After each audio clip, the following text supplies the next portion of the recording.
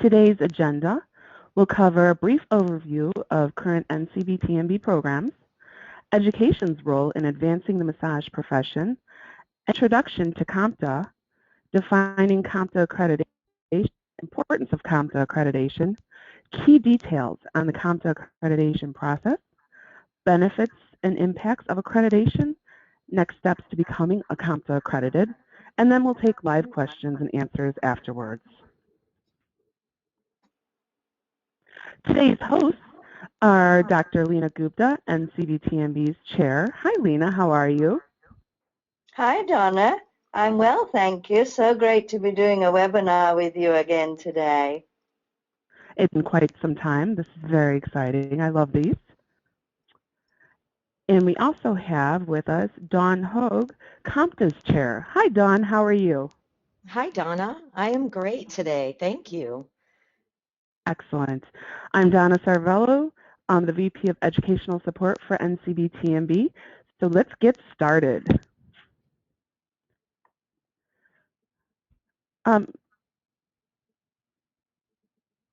Lena, can we get everyone, can you tell us a little bit about NCB's programs? Sure, Donna. One of the products that we're most excited about is board certification.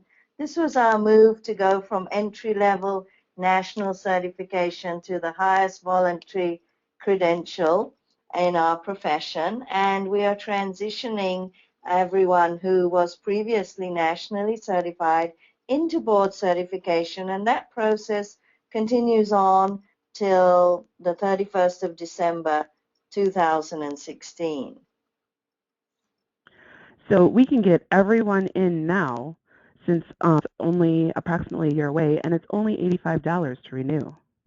Absolutely, what a bargain. $85 to hold the highest credential in the land, and that's if you're currently previously nationally certified. And board certification, the core of that is to create a career pathway from the core program education to licensing as a massage therapist, and then board certification, and ultimately specialty certification.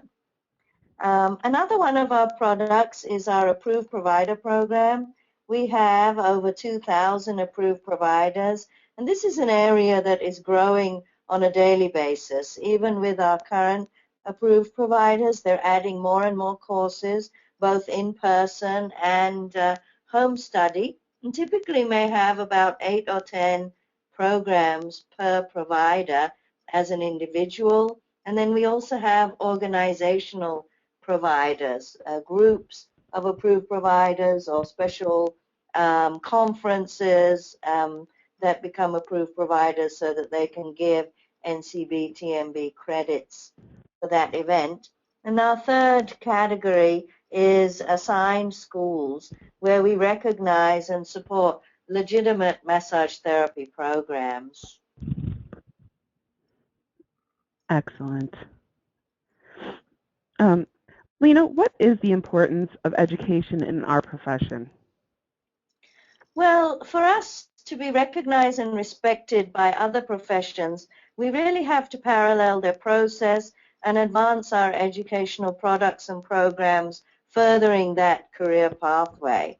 So education and credentialing make such a difference in both healthcare, medical, and allied professions, which provide opportunities for our certificates. NCB and COMTA are two organizations that work to elevate our profession together. Yes, and those are really the cornerstones, the education, the accreditation in any profession that you ever look at provides a cornerstone for us to be recognized and elevate and live our mission. Excellent. Well, hello, Dawn. Welcome, and tell us a little bit about yourself. Yes, I'd be happy to, Donna. Thank you. As you said earlier, I have the pleasure of serving as the chair for COMTA. I have been in that role since 2014. I first joined the commission in 2012 but I have been a volunteer with COMTA since 1997. So very familiar, very much a proponent of educational standards, of accreditation, and I'm so happy to represent COMTA here today.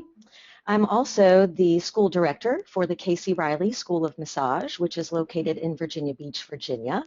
I have been an administrator here for almost 10 years, and I'm a graduate of the Casey Riley School of Massage as well. I went to massage school back in 1996, so I'll be celebrating my 20-year anniversary in the profession next year.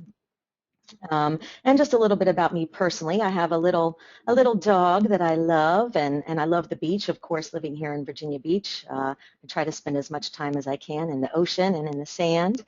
And when I'm not there or at work, I'm hopefully on a massage table getting massage and body work.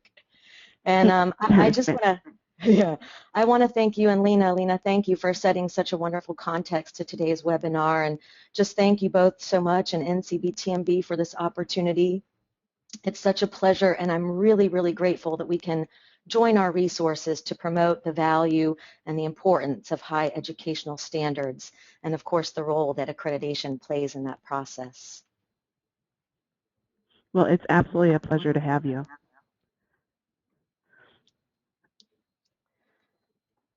Thank you. Okay. So, Dawn, can you explain COMTA's mission to us?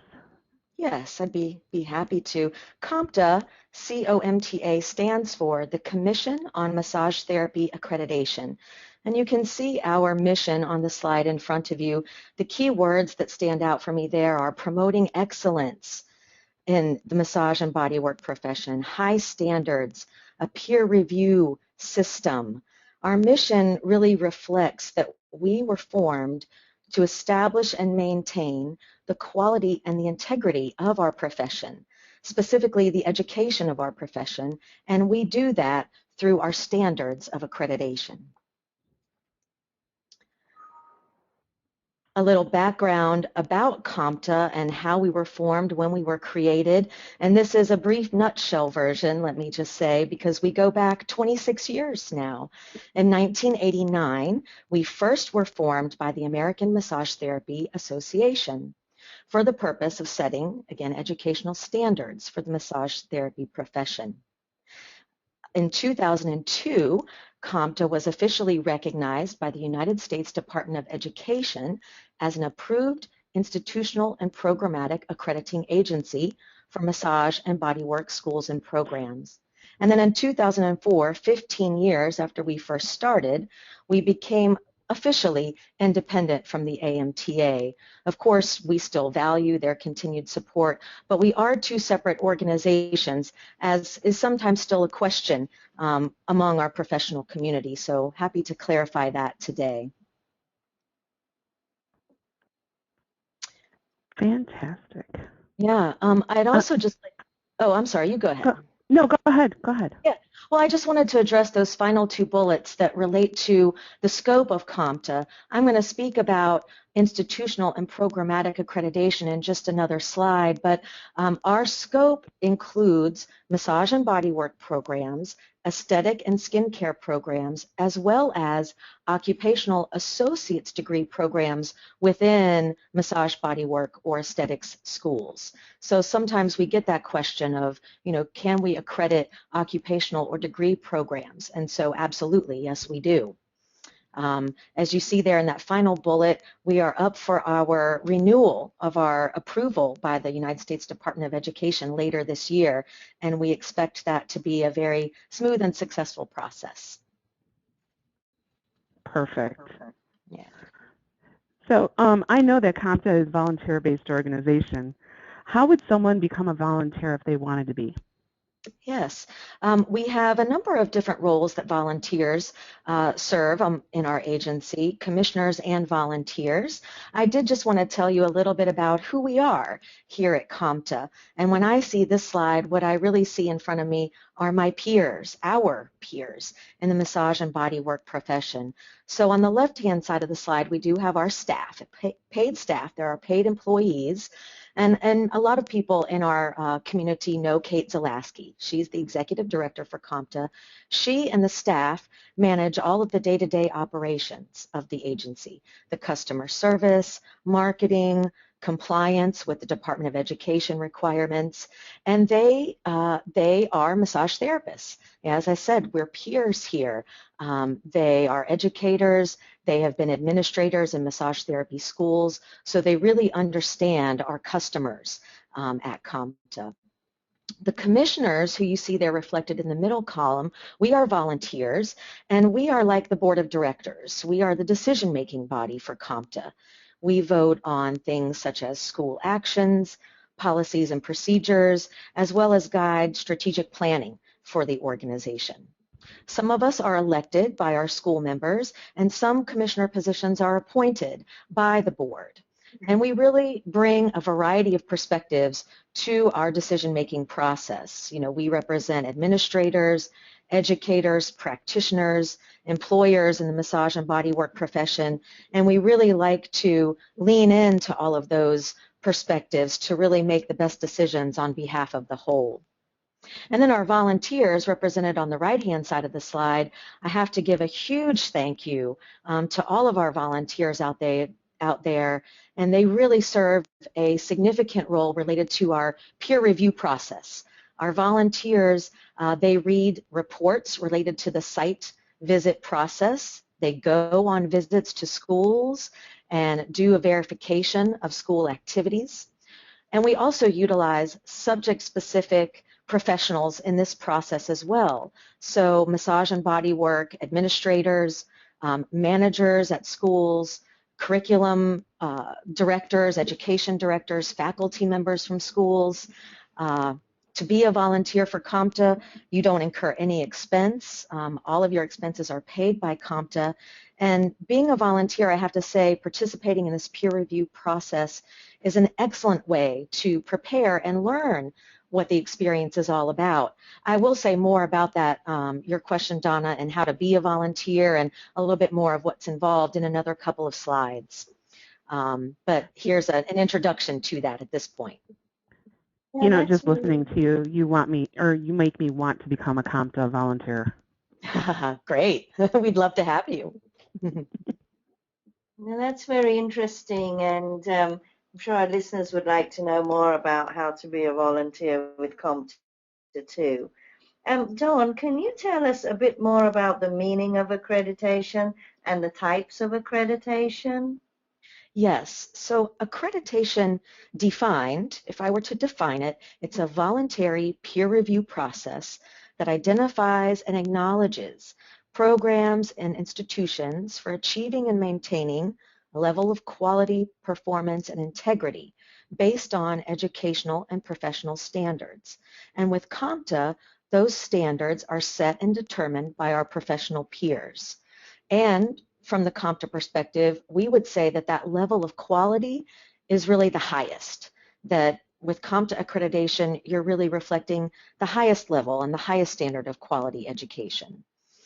Different types of accreditation include regional, which is typically associated with colleges and universities, but there's also national accreditation, which is what COMTA is, and specialized accreditation. And COMTA is also a specialized. We're a national specialized accrediting agency, and we are the only agency that specializes in massage, bodywork, and aesthetics specifically. And what's the difference between institutional and programmatic accreditation? Yes, thank you for that question. So once a school decides that they want to be accredited, then they choose what type of accreditation status best fits their needs. So there are two types of accreditation that COMTA offers, institutional and programmatic, as you just said. Institutional, simply defined, is for schools that only offer massage and bodywork or aesthetics training programs. So for example, a private proprietary school, like where I work, the Casey Riley School of Massage. Massage is all we teach, and that is all that our school does. So we are institutionally accredited. Compared to programmatic accreditation, which really relates to, or is available to, I should say, programs within larger institutions, programs that offer massage, bodywork, or aesthetics training as a part of a larger institutional structure. So the perfect example for programmatic accreditation would be a massage and bodywork program within a community college, for example. And related to those two different types will also determine the level of compliance that a school or program is required to maintain. So, as an example, programmatic accreditation that's really specifically looking at the massage and bodywork program, compliance is going to really be focused on curriculum content, faculty qualifications, and student progress and records, in comparison to an institutional accreditation, which would have to comply with all of those, as well as things such as the overall mission and educational objectives of the institution, the management structure, marketing and recruitment, and some of those operational things that are at a higher level than the actual or specific program-related pieces. Does that make sense? Yes, that's very interesting, Dawn. So if a person was to start a school today, a standalone person, not in another institution, but to check my understanding, that they would follow the institutional application. That's exactly right. But if the program was in a pre-existing institution, then we would call that programmatic accreditation. That's exactly right. Yes. And programmatic, you know, again, is really, it falls within institutional as well. An institutional school or accredited school would have to comply with all of the standards, but programmatic really focuses in on that curriculum, content, and the faculty qualifications. Mm-hmm. And you mentioned the mission as well. Is that something that when a school is crafting the mission, they need to align with the COMTA standards? Well, it's not so much that COMTA has a standard about what the mission should be or include, but what COMTA does establish is that an institution has a mission, and that mission guides its program. You know, that mission really sets the larger purpose for why the program, why the educational content is there and what it's designed to do. Mm-hmm. That's very interesting. So thank you for explaining those, because these are some of the very common questions that Donna and I both receive in terms of what's institutional, what's programmatic, and I know later you're going to take us into a little bit more detail on the process. Yeah, and what I'd like to just add in relation to COMTA accreditation, institutional or programmatic, is that we have unique to us what we call our competency chart. And these are, again, only found within COMTA accreditation, and it's because we value the importance of a competency-based education. You know, often hours, you know, and clock hours are given a lot of emphasis in our vocational training programs, and that certainly is important, but we also believe that hours combined with competency and learning outcomes are what is really going to create the most effective practitioner. So our competency chart and our competency-based education is centered around students meeting expected levels of knowledge and performance and being able to demonstrate, you know, a certain and expected level of competence. So, Dawn, how did COMTA develop all of its competencies? Well, that I'd have to give, not have to, I gladly give honor and homage to previous executive directors for really creating the standards that we still follow and the competencies that are outlined within those. Again, we really value that as a vocational practice, massage therapists need to be able to demonstrate a certain level of competence with their work. And so, as you see here on the slide in front of you, there has also been a newer document that has come out within our professional community called the ELAP. That stands for Entry Level Analysis Project. And that was a research project initiated by the Coalition of Massage Therapy Organizations back in March of 2012, and it was completed in December 2013. Now, the work of the ELAP resulted in what is called the CORE, Entry-Level Massage Education Blueprint. And more about that, much more detail can be found on the elapmassage.org website that you see on the slide in front of you. The blueprint really outlines core learning outcomes as well as performance outcomes and instructional hours recommended in order to reach those performance outcomes.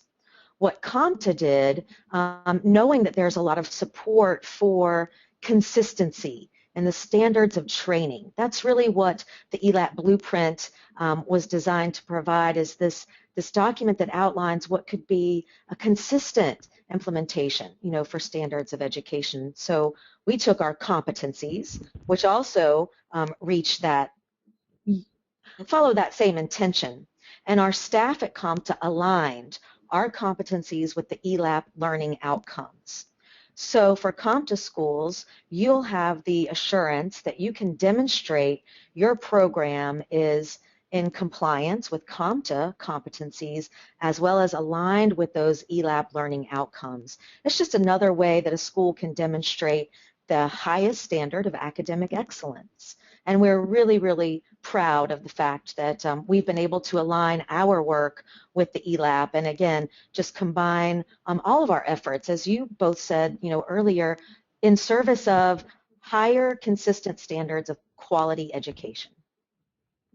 Absolutely. And I think for those listening, perhaps one thing we're not quite getting across is that the ELAP body of work is not only took 2 years to really bring together with a number of subject matter experts, but is really about 800 pages of reading to really be able to see what those recommendations are and what the core massage therapy program should look like. That's right, and the thought process behind, the reasoning behind the outline in the blueprint as well, which is so valuable. Absolutely. So Dawn, can you tell us a bit about the details of the process for accreditation and share with us more about the peer review process? Yeah, and again, this is a nutshell version. I've boiled it down here to really a two-step process, or a twofold process, if you will, which includes the self-study process and the peer review. So the self-study is the first step that a school takes in the process of accreditation. We do everything online at COMTA, so it's all online submission, and the process for the school is really about describing what you do and providing documentation and evidence about that. So the school self-examination it is designed to be a continual self-improvement tool where the school, as I said, describes what they do in great detail, everything from operations to curriculum to recruitment. You describe it and you provide your document and evidence that verifies that you do what you describe you do. You host a 2-day visit of a site team of our peer reviewers. They come into your school and essentially they verify what you have described in your report. They sit in on classes, they interview faculty, talk to staff, and again, just verify the descriptions that the school has provided about what they do. And then, ideally, you renew it every 7 years, because once you've got the accreditation, once you've gone through that process, it's so much easier to keep and maintain because you know what it's about, you know how to prepare. Now, the second part of that process, the peer review, which is the site visit, involves the site team, usually about 4 people, coming to the school They've read the report, they've read all of the descriptions the school has provided, they've looked at that documentation, so they're there, they do the verification activities, they prepare a team report, and they provide that back to the commission and the staff, and then the commission votes on the accreditation status. And as I said earlier, volunteering is such a great, great way to learn the process. I know when I first started as a director of education, my director at the time told me it was required of me that I needed to go on site visits so that I could learn what that process was like, and that was the best thing she ever did for me, was to require me to do that. As you see, it's led me to being the chair, serving as the chair, and just been such a valuable experience. But you meet a lot of wonderful people, you get to go to diverse schools. And again, it really helps your school staff and know how to prepare and how to make the experience for yourself much more easy, much less anxiety, and really just what it's designed to be is a continual tool of self-improvement. That's wonderful. So why don't you share with us now the benefits of accreditation? Yes, and I know I'm using these words a lot today, but they do bear repeating, and they do apply, to our whole webinar, which is quality standards of education. And I think I could have had that on this slide, and that would answer both the benefits, and those benefits apply to schools, to students, as well as to our profession and the public, those that we serve with our work. So accreditation really does provide that quality assurance, the assurance to schools and students that your education meeting the highest standard of quality. It's a level of accountability for a school to an external agency, and so that creates a nice check and balance, as well as support, peer support. It provides credibility to the school and the educational program, and again, that process of continual self-improvement, which all directly translates into the consistent standards for high-quality practitioners, the advancement of our program, professional integrity, educational integrity, public safety and assurance, and right alongside with board certification, that professional stature, that reflection of the highest standard possible. Yes, and that's exactly where we have so much in common, because our mission is to define and advance the highest standards in education. So there's such a parallel between education and accreditation. Absolutely. I know, Dawn, that the accreditation process can be a long and daunting one. So what should a new school owner be looking at and prepared for to meet the criteria and make an application for COMTA accreditation? Yeah, well, thank you for that caveat that it is an extensive process, and again, I've kind of boiled it down to the essential eligibility criteria, if you will, just to apply for accreditation. More information is on our website, and you'll see that at the end of the presentation. So I encourage anyone out there who's interested in the details to please visit the COMTA website. But essentially, the application criteria can be boiled down to these few first bullet points. The program must have at least 5 students enrolled. It must be a massage, bodywork, or aesthetics program. It must be legally organized and licensed to operate by the state licensing or education agency. And it must offer instruction that's on a post-secondary level, beyond the high school level. The final eligibility criteria, and again, this is just for application, is that the program must be at least 600 clock hours. So, as I was saying earlier, that line between balancing clock hours and learning objectives or outcomes, our regulatory community is very much, but mindful of educational hours. And so we do require the minimum of 600 clock hours. Now, as I said, that's just to apply for accreditation. There are, many other details related to the eventual approval of becoming accredited, which include, as you see on those final 2 bullet points, faculty qualifications, outcome benchmarks. And what I mean by that are thresholds or benchmarks related to graduation rates, completion of your program, placement rates into the professional field, licensure if that's applicable in your state, as well as other features within our standards that relate again to that final vote of approval of accreditation. But the eligibility criteria, as you see, is very straightforward and probably much easier or much more simple than people might realize. As I said, I'm sorry, I was just going to reiterate that, as I said, the process related to it is the online application, the submission of your information, a payment of fees, an application fee, and then, also any correspondence and communication with the staff throughout that process as questions might arise. Yes, I'm going to hold my questions to the end because we have some pre-submitted questions and then we usually go to live questions. So let's just wrap this last piece up with probably the all-important question, as we all own a business of our own, or many of us listening do, that what are the costs involved in going through the process?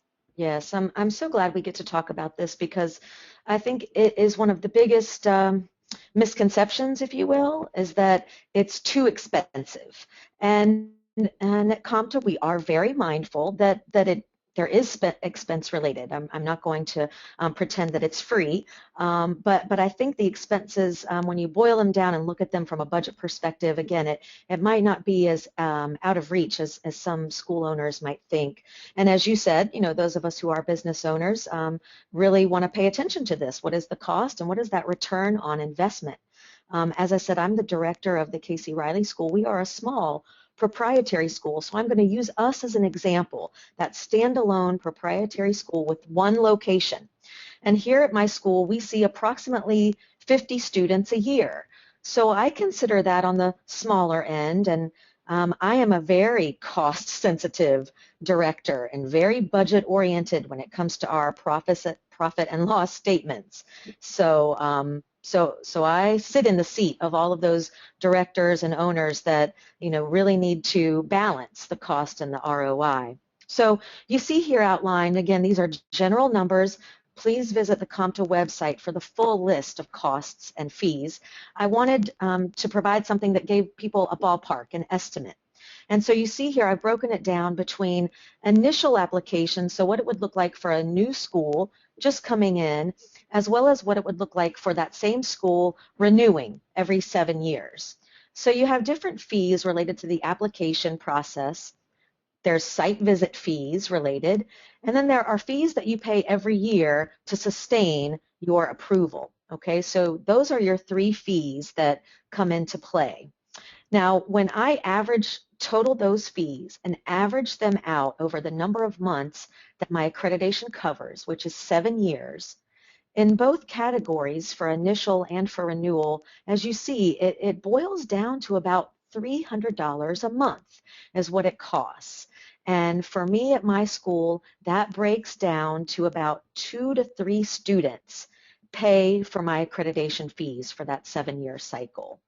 And when I look at it that way, it really helps me, again, see that it is affordable.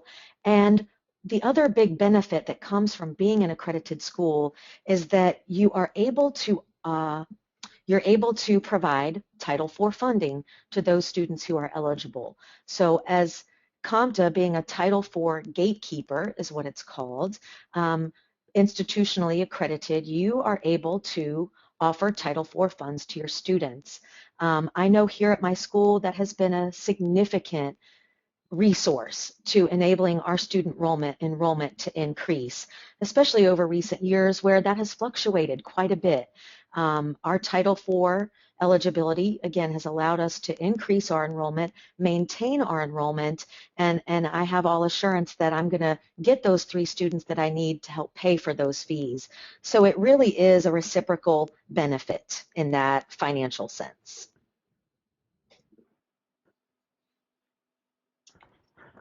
Okay, excellent. So now we are going to move to our pre-submitted questions, and then we will take live questions and answers at the end of our pre-submitted questions.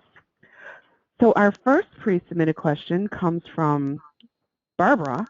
If my school becomes COMTA accredited, does this mean we will have access to grants and government loans?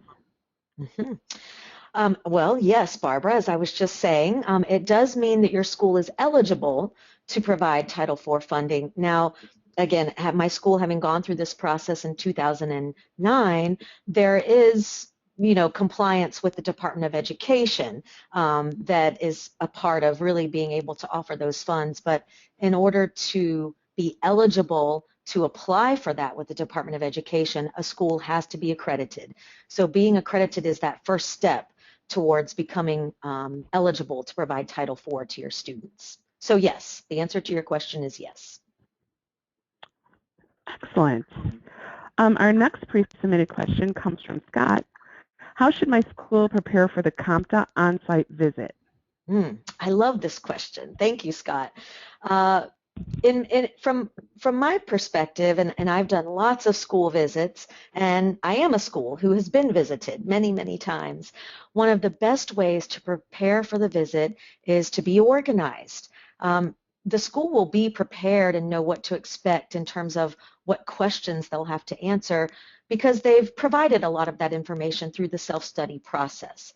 But being organized in terms of having your evidence available for your site reviewers to look at, having your catalog readily available, informing your students and your faculty and staff about this process and what it's going to require, that for 2 days, these lovely visitors from COMTA are going to be here talking with you, inform your community about what to expect. That will make the process much less anxious for your staff and faculty and students, and just a more organized, easy process for everyone. The COMTA staff will also conduct a conference call with the school and with the site team leader prior to the visit to help answer these questions and make sure the school is prepared as well. It really is just about providing open access. Open your doors and really be transparent about what you're doing, who does what, and how you answer questions. So being organized, being open, and being at ease are the top 3 ways I would say to prepare for your on-site visit. Excellent. Our next question is from Jessica. As a small massage school, we would love to be COMTA accredited, but it is not feasible for us financially. Do you have any suggestions? Yes, I have a couple of suggestions, Jessica. The first one I would say is that COMTA is, again, as I said, we're very sensitive to, financial costs and the different budgets that a wide range of schools have. COMTA does allow for fees to be paid in increments, so payment plans are an option related to our fees.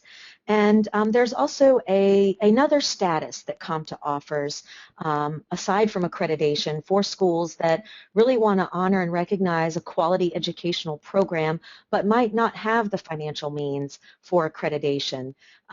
It's called COMTA Endorsed Curriculum, and you can learn more about that on our website or with a phone call to our COMTA staff. They'd be happy to answer those questions for you. It very much is in line with the same requirements that NCB-TMB has for their assigned school program. So again, both of our organizations really, making every effort to provide opportunities for schools to recognize high quality of educational programs. So please, I would say, contact our staff. They're very happy and willing to answer questions and again talk to you about payment plans and other avenues for recognition for your program. And thank you for that question. Perfect. The next question was from Rachel.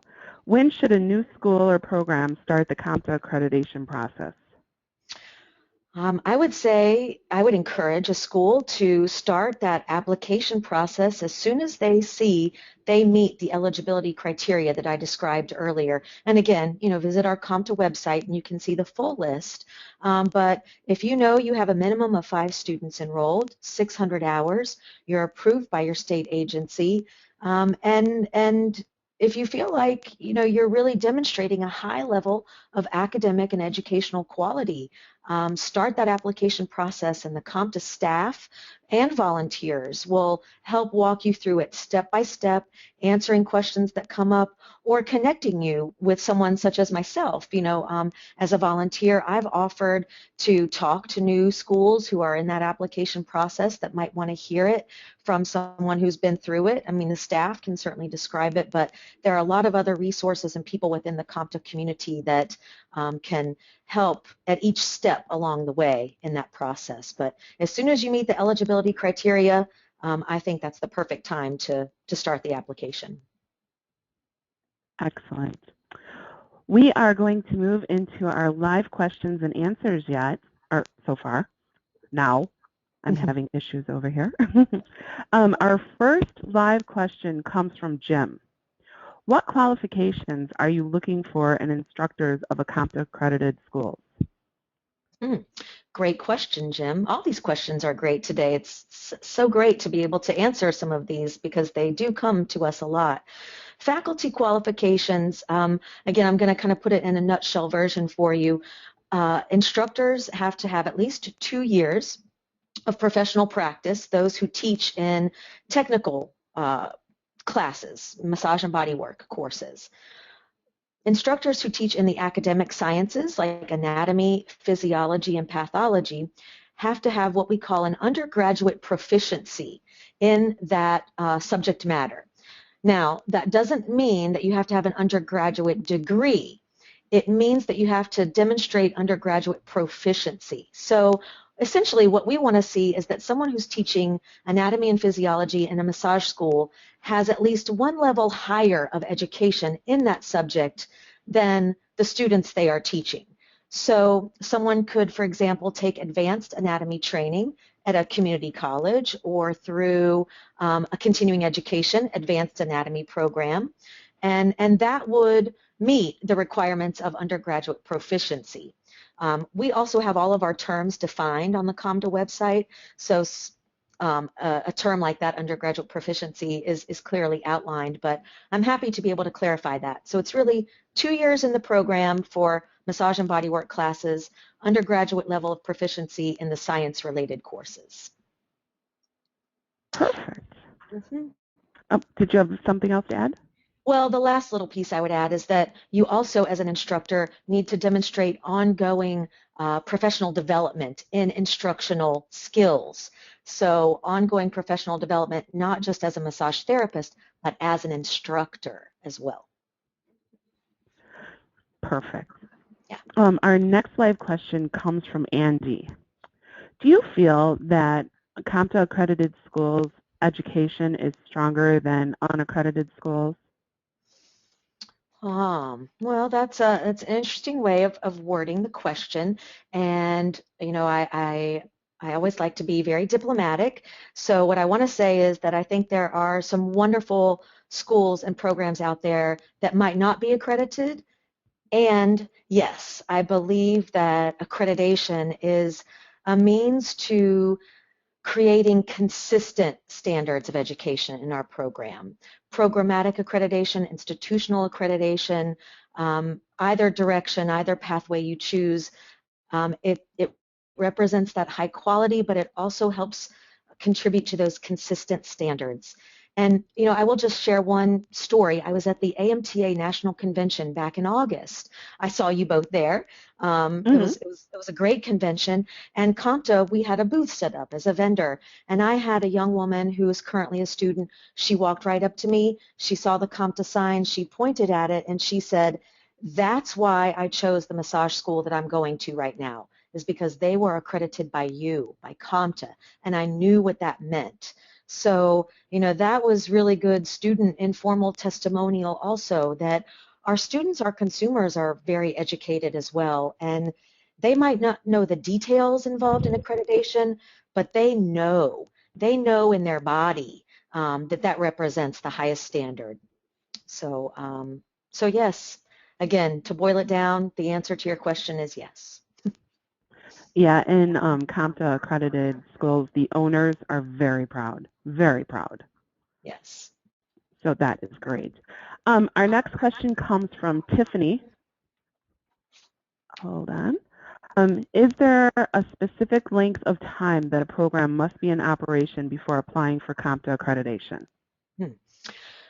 Thank you, Tiffany. And let me clarify, not for applying for accreditation. As long as, again, you meet those initial eligibility criteria, you can apply for accreditation. When the accreditation grant or approval would be given would be determined by a number of factors. And yes, being able to demonstrate some of those benchmark thresholds that I described earlier, such as graduation rates, completion rates, placement rates, there are some, I guess if you will, back-end pieces related to being approved and accredited that would have to, your school would have to have been in operation for a certain period of time in order to meet those benchmarks. But to apply, no, there is not a length of time related to your eligibility to apply. Perfect. Our next question comes in from Antonio. If a school chooses the monthly payment plan, is there any down payment to start the application process? And what is the $2,500 annual fee for? I'll answer the second part first. The $2,500 annual sustaining fees are related to the annual reports and the fees associated with processing that. So every year a school has to give, sort of an update. Financial statements for the year, any changes in the curriculum or staff for the year. It's an abbreviated report. It's usually a very simple process, but that $2,500 sustaining fee relates to, again, the annual ongoing fees in terms of maintaining the accreditation related to the annual report and other fees associated with that. Is there an initial down payment? The staff would better be able to answer that question. I certainly don't want to misquote any prices on the webinar today. So Antonio, I would have to refer you to our staff, and they could answer that question with a quick phone call or one email. Perfect. Our next question or questions come in from Paige. I'm going to give you the questions. I'll let you answer one, and then I'll go to our next question. Does your accreditation cover all programs at the school, or are there various costs for programs? For instance, if you have both massage and esthetician, would your fees cover both programs? The fees are for one program only.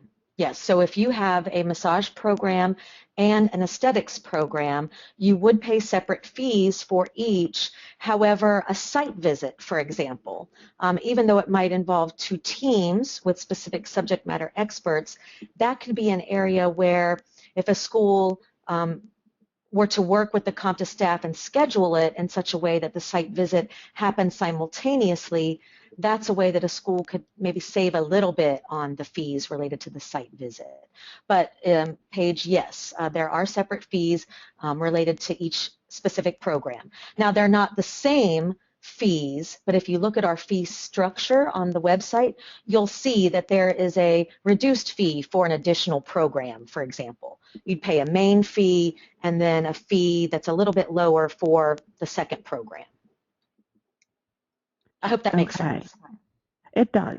Okay. She went on and she asked if also, is the fee you stated, or if the fees you stated cover both institutional and programs, what if you only want the programs accredited and not the institution if you're going through a different source?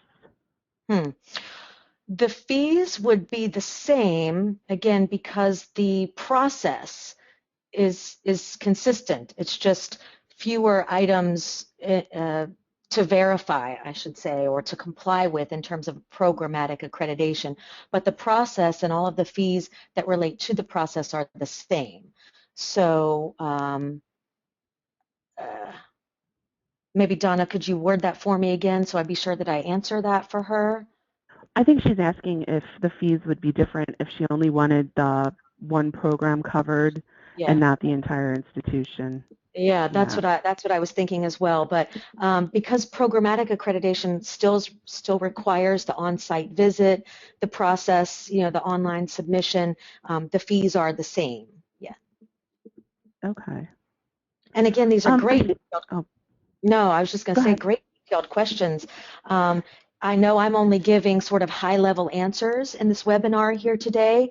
So, Antonio, Paige, Barbara, everyone who submitted questions, I would highly, highly recommend that you follow up with our staff so that they can give you specifics related to your particular school situation or structure. Okay. Excellent. I think Lena is gathering other questions too. Lena, did you have a question from a listener? I have a question, Dawn, and it's about what are the common pitfalls in the process? Hmm. In the process of like the application stage or the site visit or both? Well, I think you can just share with us maybe the most common things because I'm not sure whether what the breakdown of that is. But what can school owners, where should they really pay attention to not make the common mistakes? Mm-hmm. Yeah, a lot of the common mistakes in the application or in the self-study process, again, that's the first part of the twofold steps, comes into play when schools might not answer the question specifically or thoroughly. And so then during the on-site visit, the team has to kind of do some extra investigation. So as clearly and as accurately as the school can answer all of the questions in the online submission process, that will help prevent any pitfalls. Being organized and doing a review of those questions ahead of time so that schools can gather all of the information they're going to need to answer and report on some of the data related to the questions is also one of the pitfalls. I see schools kind of go into the application and trying to answer questions without really doing their own research and having their own documentation together, and in order to be able to answer some of the questions. Again, not being familiar with the process, so send your staff, on a site visit. Get them into the peer review process and the peer review pool so that they can be a part of that experience. That will be a huge advantage into knowing what to expect. The on-site process, some of the pitfalls have been when schools just aren't prepared, again, and maybe they've never been through it before, so they don't know that they need to have hard copies of a lot of what they provided electronically during the online submission. They might not be aware that they need to have their clinic operational and functioning for observation rather than just a mock clinic or a description of what clinic is like, for example. So it's really related to the preparation and the organization, I would have to say, Lena, that sometimes schools just get into it without enough preparation and then try to go through it without sufficient organization. So again, the COMTA staff is there to help in that process. And certainly if mistakes are made or errors are made, everything can be adjusted, corrected, follow-up can happen. There are many schools that get a conditional approval and have to correct a few things in their process. That's absolutely typical and normal. And so you go through the process and again, you learn, oh, we forgot this or that. So here's what we need to do to correct it. And COMTA staff helps in that way. And then the next time around, it's much easier. I hope that helps. That does help, but it kind of raises a number of other questions because Right.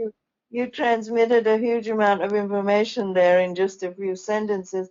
So you say the school has to have an active running clinic and things like that rather than the mock clinic. Is there a place or a document where a school can go through a checklist so that they avoid the common pitfalls? Yes, our self-study report, our standards, are on our website, available to anybody. And the COMTA staff, I've mentioned them many, many times, and they are dedicated to providing really excellent customer service.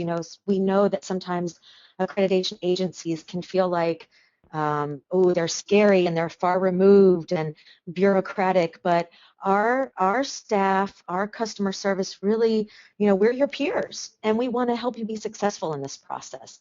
So along with the information that is available on the website, there are naturally questions involved, again, related to school-specific structure. And so I would invite school owners, directors, administrators, look at the info on the website and then follow up with our staff for more details and more information that can help and support you through that process. We might need to have a second webinar, Lena. So thank you, Dawn. Donna, what's next? Fran, I think you piqued her interest here. Fran wants to know if many schools fail the accreditation process, and if she completes the accreditation process and fails, can she reapply, or is it final? Oh, wow, that's a really interesting question. I've never heard it phrased that way, Fran. I would say no. There are not many that apply and fail. There are some that start the process and for a variety of reasons decide not to follow through with the full process. If you did apply and weren't granted accreditation, yes, you could reapply as long as there were no outstanding issues that would prevent that. And I've not seen a scenario that would prevent that. So yeah, so no, it doesn't happen very often that schools apply and are denied. As I was describing with Lena's last question, if a school doesn't meet certain standards, then staff really help support them in what they need to do to meet it. Our job, our goal is to see that schools become accredited, not make it such a high threshold that schools cannot. We want to make it doable and achievable and maintainable for schools. So we're here to help in that process. That is an excellent answer. I love it. Our next question comes from Jessica. We've been contacted by companies wanting to help us get accredited for additional fees. Is this something you recommend? Is this something that I what? I didn't hear that recommend. last word. Recommend. How? In all honesty, I would say no. I would not recommend that. I would, instead of paying a fee to an external agency, I would recommend that you have your staff become peer review volunteers for COMTA and go through the process and not incur any cost, but get to see it from the inside and know what would be involved and utilize our staff and resources at no charge in that process. I don't know of those external agencies that offer support in becoming accredited, so I can't speak specifically to them, but I can certainly see many other avenues through which one could go through to become accredited without that. As I said, most high on that list is becoming a peer reviewer and using COMTA resources that are available at no charge. Perfect. Okay, I think we have time for one more question. And we are going to take the one from Ben. I have a very small school. What if I have a bad year and the number of students drops below 5 students? Will I lose my accreditation?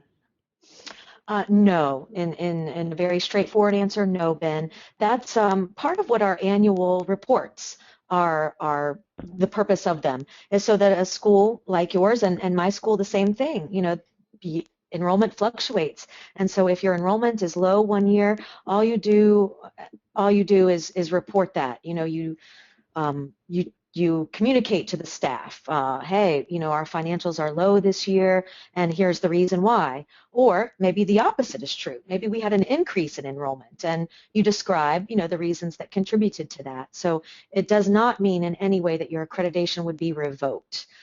That's just something that you explain, that you communicate, and we'd look for the report again the following year and see how those trends have changed.